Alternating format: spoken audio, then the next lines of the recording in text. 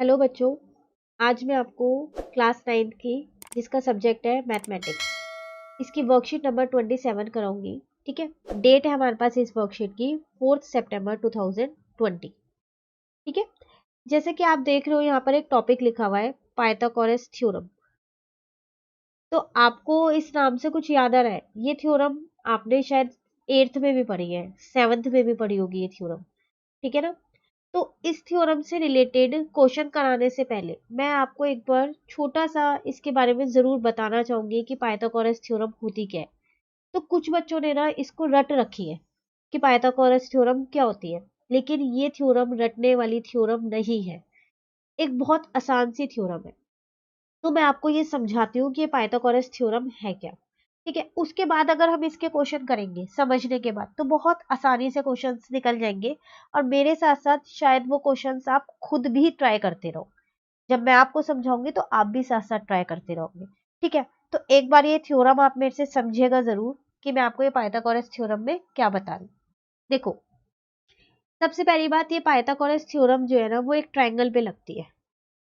ये तो आप तो सबको पता होगा। अब ट्रायंगल तो बहुत सारे तरीके के होते हैं, तो ऐसे कौन से ट्रायंगल पे ये लगती है? तो देखो, पाइथागोरस थ्योरम हमेशा, जिसको बोलते हैं राइट एंगल्ड ट्रायंगल पे लगती है, हमेशा। ठीक है ना। और किसी ट्रायंगल पे ये थ्योरम नहीं लगती। ठीक है। अब राइट एंगल ट्रायंगल क्या है फिर ये?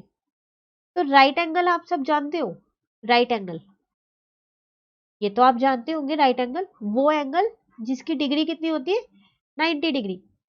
तो इसका मतलब फिर ये थ्योरम किस में लगती है? उसी ट्रायंगल पे लगती है जिसमें एक एंगल, कोई सा भी एक, ट्रायंगल में 3 एंगल होते हैं ना, कोई सा भी एक एंगल 90 डिग्री का हो। ठीक है। देखो, जैसे आपके पास है एक फिगर बनी हुई है, आपको पता है ना राइट एंगल ट्रायंगल ऐसे एल शेप का होता है। ये भी ऐसे ही बना है। ठीक है। ये बन गया मेरा ट्रायंगल। तो यही तो मेरा एल शेप है, तो इसका मतलब ये मेरा 90 डिग्री है। ठीक है। तो मैंने फिगर ऐसे बनाई है और आपके पास वर्कशीट में ऐसे बनी हुई आई है, ये वाली। कोई दिक्कत नहीं है, ये दोनों ही मेरे राइट एंगल ट्रायंगल है। आपको रटना थोड़ी ना ये कि हमेशा जो 90 डिग्री है वो हमेशा यहीं पर इसी साइड होगा। बिल्कुल नहीं। वो 90 डिग्री इस साइड भी हो सकता है, इस साइड भी हो सकता है और इस साइड भी हो सकता है। तो रटना मत। जिन्होंने अभी तक ये थ्योरम रटी हुई है उन्हीं के लिए मैं स्पेशली एक्सप्लेन कर रही हूँ कि आप इसको रटना मत, क्योंकि आपको आगे भी बहुत काम आने वाली है। ठीक है ना। तो चलो, अब हमें ये तो पता चल गया कि ये थ्योरम मेरी राइट एंगल ट्रायंगल पे लगती है। एक वो ट्रायंगल जिसमें एक एंगल क्या हो मेरा, 90 डिग्री का हो। ठीक है। ये रहा वो मेरा ट्रायंगल। ठीक है। इसी से समझ लेते हैं, सेम ही चीज है ये दोनों। अब ये थ्योरम क्या कहती है मुझे? ये थ्योरम ना मुझे सिर्फ और सिर्फ एक छोटा सा फॉर्मूला बताती है। वो क्या है? वो फॉर्मूला मेरा ये है कि हाइपोटेन्यूज का जो स्क्वायर होता है ना वो परपेंडिकुलर के स्क्वायर प्लस बेस के स्क्वायर के बराबर होता है। अब आप सोच रहे होंगे ये फिर तीन चीज है क्या? हाइपोटेन्यूज, परपेंडिकुलर और बेस, ये तीन चीज क्या है मेरी? ये तो मुझे इसमें नहीं बताई गई अभी तक। तो देखो, ये तीन चीज क्या है। हाइपोटेन्यूज, पहला वर्ड लिखिए लेते हैं। आप देख लो जैसे आपको यहाँ पर हाईलाइट करके दिया हुआ है। मैं इसमें से कुछ नहीं समझा रही हूँ। देखो, नॉर्मल डेफिनेशंस लिखी है, रीड करके आप भी समझ सकते हो। बट कंसेप्ट क्या है वो मैं आपको यहाँ समझा रही हूँ। ठीक है ना। ये तो आप वर्कशीट से रीड करके खुद भी पढ़ सकते हो ना इसको कि ये क्या लिखा गया है। ठीक है। तो इसलिए मैं अपनी लैंग्वेज में आपको समझा रही हूँ। हाइपोटेन्यूज, देखो हाइपोटेन्यूज क्या होता है? जहां भी आपका राइट एंगल बन रहा हो, जहां पर भी, जैसे मेरी अपनी फिगर में, इस वाली फिगर में आप फिगर देखो, ये राइट एंगल था, यही था। लेकिन जो वर्कशीट में फिगर गिवन है उसमें ये राइट एंगल है। ठीक है ना। तो देखो, इस राइट एंगल के जस्ट सामने वाली साइड, नाम दे देती हूँ मैं इसको ए बी और सी।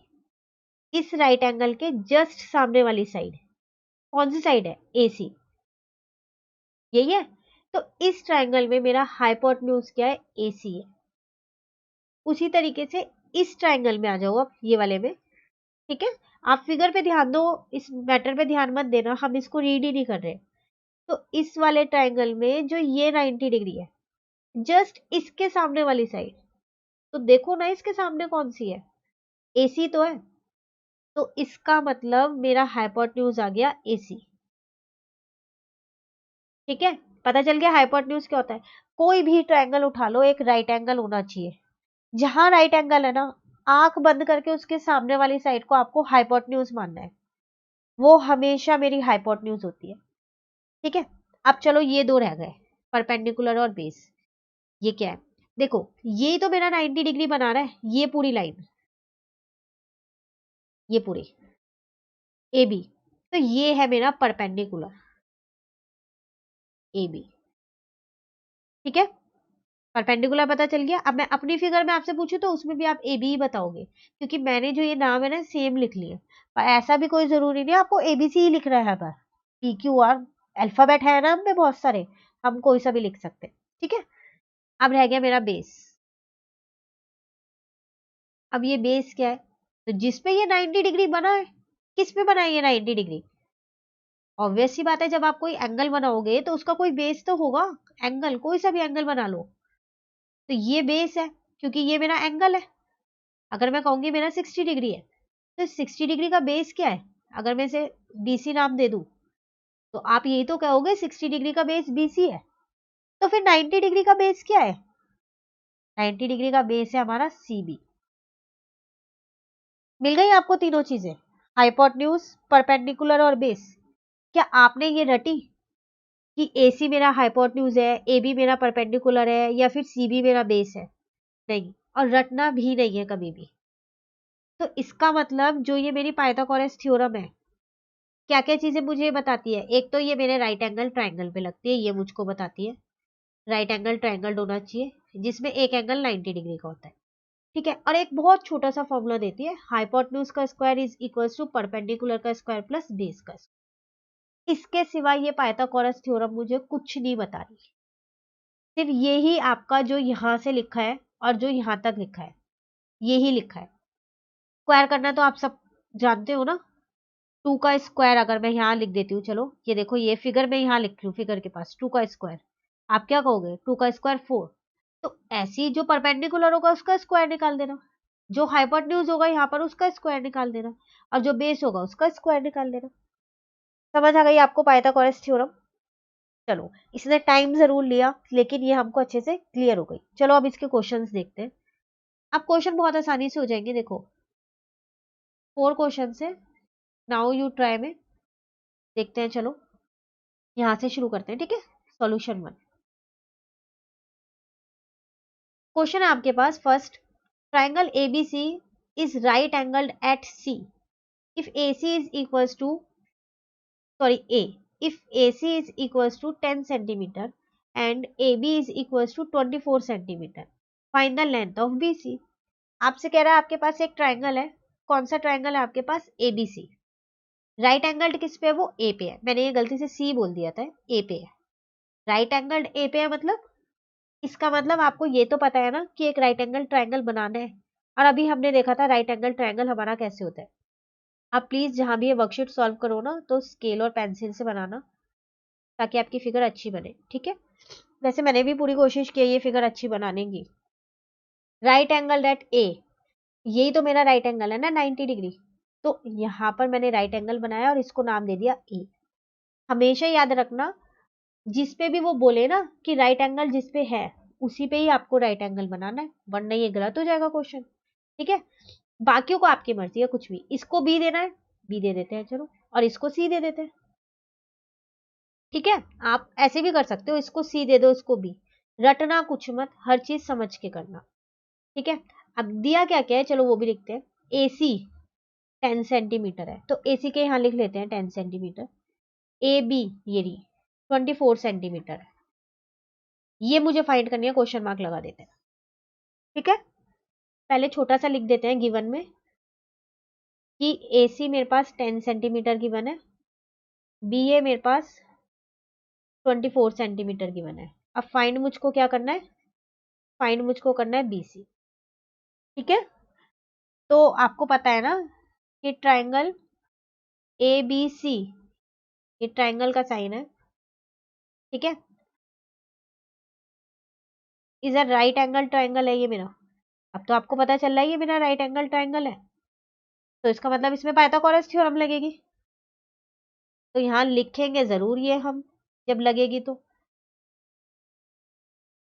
According to Pythagoras theorem. ठीक है, क्या होगा, अभी हमने एक चीज की थी, हाइपोटेन्यूज का square is equal to perpendicular का स्क्वायर प्लस बेस का स्क्वायर। ठीक है ना। चलो अब आप मेरे साथ साथ बताओ, हाइपोटेन्यूज आपको इस फिगर में कौन सी दिख रही है।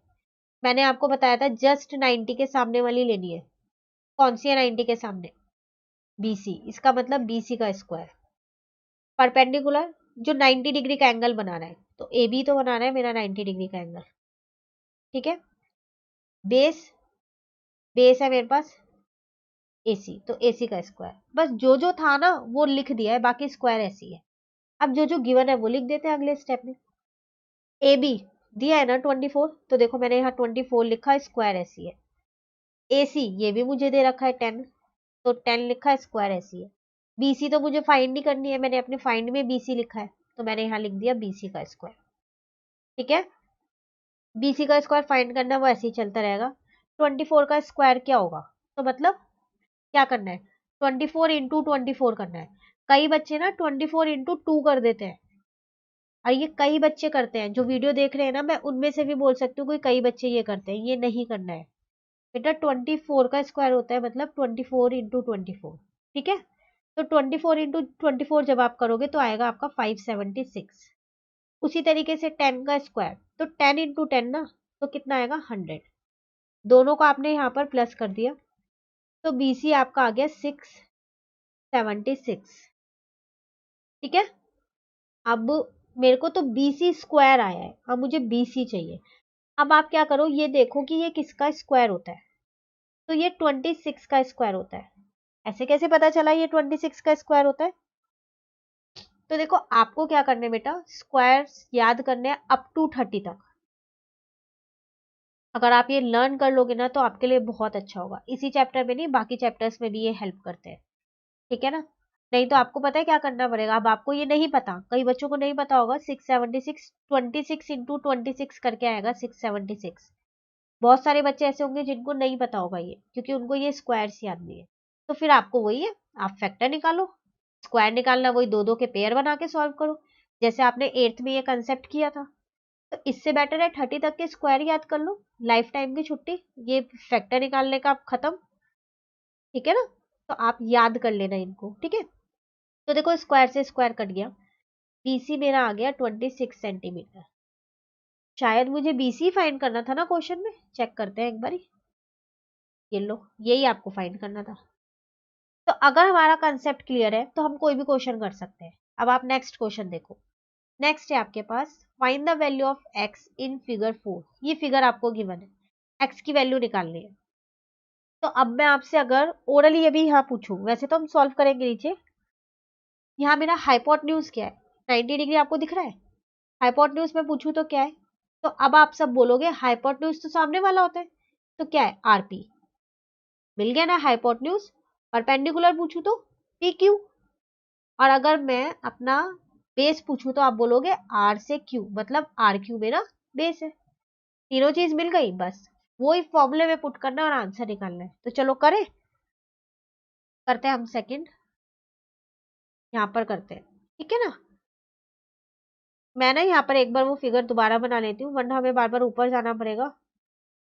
तो एक ही बार बना लेते हैं, मैं आपको फिर बार बार बोल लूँ कि प्लीज आप पेंसिल और स्केल से बनाना। बस 2 मिनट लगे, देखो 2 मिनट भी नहीं लगे फिगर बनाने में। चेक कर ले, यही थी ना फिगर, देखो यही है ना, पी क्यू आर है, पी क्यू आर है, क्यू पे 90 डिग्री है। ठीक है, ठीक है, तो चलो लिखते हैं फिर क्या क्या गिवन है। यहाँ लिखती हूँ मैं पहले, सबसे पहली बात, triangle P Q R is a right angle triangle, ये लिखना बहुत जरूरी है। ठीक है, तो अकॉर्डिंग टू पाइथागोरस थ्योरम, कौन सी थ्योरम इसमें लगा रहे हैं हम, पाइथागोरस। ठीक है, ठीक है ना। हाइपो हाइपोटेन्यूज का square is equals to perpendicular का स्क्वायर प्लस बेस का स्क्वायर। ठीक है, देखो मैंने इसे ब्रैकेट में रखा है, आप ये मत सोचना इसे मैंने ब्रैकेट में क्यों रखा, आप इसको भी रख सकते हो या इसको भी ना रखो। ठीक है ना, तो चीजों को रटना मत कि जैसे मैंने किया वैसे ही आपको करना है। कंसेप्ट क्लियर है तो आप खुद भी कर सकते हो। ठीक है, हाइपोटेन्यूज अभी आपने मुझे बोला था ये 90 डिग्री के सामने वाली, इसका मतलब आरपी का स्क्वायर हाइपोटेन्यूज। ठीक है ना, परपेंडिकुलर क्या था मेरा पी क्यू, तो लो पी क्यू का स्क्वायर, बेस है मेरा आर क्यू उसका स्क्वायर। ठीक है, आरपी इस टाइम मुझे गिवन है अब सेकंड क्वेश्चन में, तो ऐसा मत सोचना हर बार यही मुझको निकालनी है, नहीं ऐसा जरूरी नहीं होता, तीनों में से कुछ भी हमको निकालने को दे सकता है क्वेश्चन। ठीक है, पी क्यू ये नहीं पता, ये एक्स है, एक्स ही रहने दो। आर क्यू पता है मुझे 15 है, तो इसको 15 लिख दो। अब 17 का स्क्वायर मतलब 17 इंटू 17, तो 289। एक्स का स्क्वायर मतलब एक्स का स्क्वायर, 15 का स्क्वायर मतलब 15 इंटू 15, तो कितना आएगा 225। तो चलो एक्स स्क्वायर आ गया यहाँ से मेरा 289 माइनस 225, जब आपने सॉल्व किया तो आपका आया 64। तो 64 किसका स्क्वायर होता है ये तो आपको पता होगा, छोटा नंबर है 8 का स्क्वायर होता है। ठीक है, स्क्वायर से स्क्वायर काटा, एक्स मेरा कितना आ गया 8। और आपको शायद क्वेश्चन में एक्स की वैल्यू निकालनी थी, लेकिन आगे आप सेंटीमीटर जरूर लगाओगे, तो एक्स आ गया मेरा 8 सेंटीमीटर।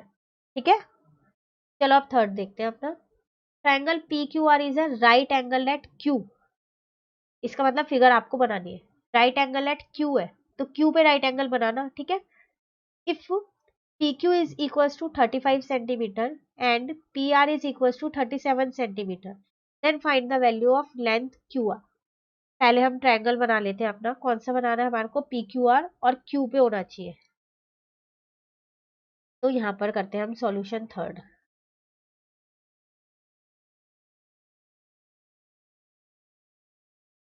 PQR, Q पे तो था ना 90, Q पे 90 लिख दिया।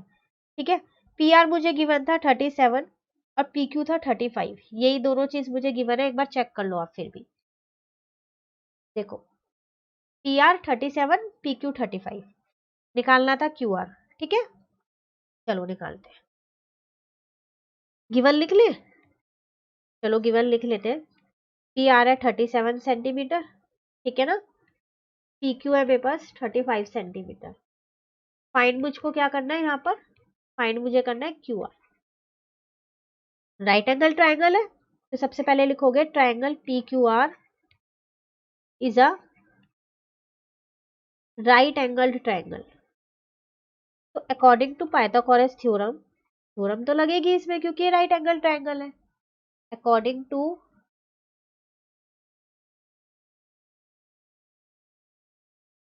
पाइथागोरस थ्योरम, हाइपोटेन्यूज का square is equals to perpendicular का स्क्वायर प्लस बेस का स्क्वायर, यही था हाइपोटेन्यूज। अब आप बताओ मुझे क्या है, PR होगी ना क्योंकि 90 के सामने वाली, तो इसका मतलब PR का square is equals to PQ का स्क्वायर परपेंडिकुलर। अब बेस क्या होगा मेरा QR का स्क्वायर।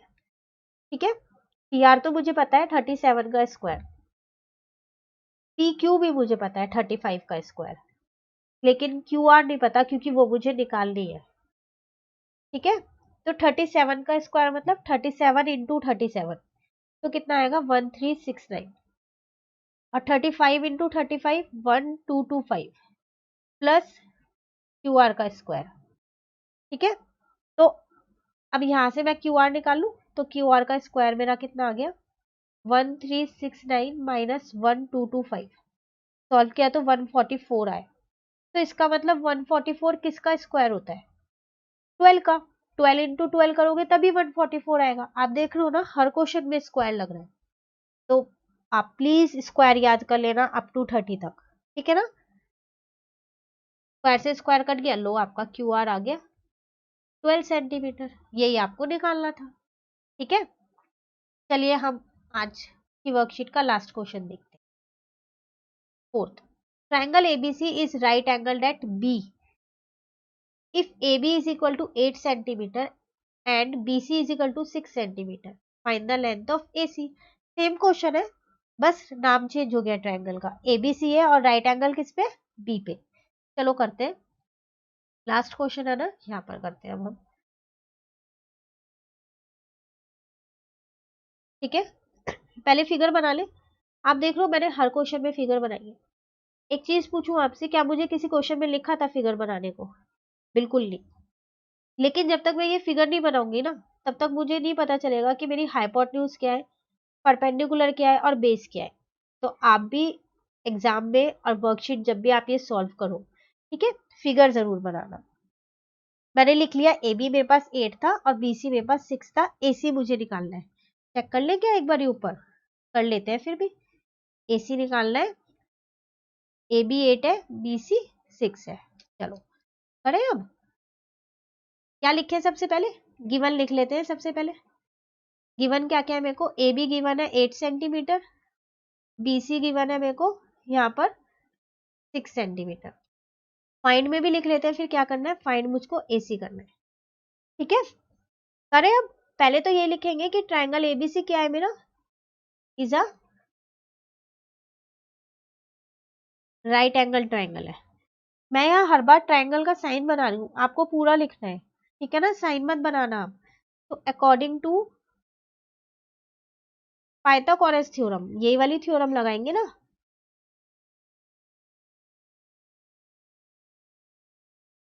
क्या था, हाइपोटेन्यूज का square is equals to perpendicular का स्क्वायर प्लस बेस का स्क्वायर। ठीक है, हाइपोटेन्यूज क्या है, फिर वही चीज 90 के सामने वाली, AC का square plus is equal to आएगा, एक सेकेंड,